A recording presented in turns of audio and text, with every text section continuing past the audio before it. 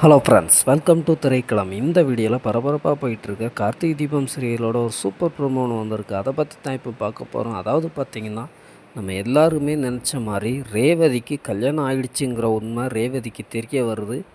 ஆனால் அந்த விஷயத்தை யார்கிட்ட கேட்கங்கிற கன்ஃபியூஷன்லேயே இருந்தாங்க. கடைசியாக ஒரு வழியாக கார்த்திக்கும் ரேவதிக்கும் கல்யாணம் ஆன ஃபோட்டோ கார்த்திக்கோட பர்ஸில் வந்து கீழே விழுந்ததை வச்சு ரேவதிக்கு த கார்த்திக் தான் கணவருங்கிறத கண்டுபிடிச்சிருந்தாங்க. அந்த உணர்வுபூர்வமான சீன்ஸ்லாம் உண்மையிலே சூப்பராகவே இருந்தது. அடுத்து பார்த்தீங்க அப்படின்னா, நம்ம ரேவதி வந்து கார்த்திக்கிட்ட போய், "ஏன் மாமா என்ன கல்யாணம் பண்ணதை மறைச்சிங்க? என்ன உங்களுக்கு பிடிக்கலையா?" அப்படிங்கிற மாதிரிலாம் கேட்குறாங்க. உடனே கார்த்திக்குமே ரொம்ப ஃபீல் பண்ணுறாரு. "அப்படிலாம் எதுவும் இல்லை.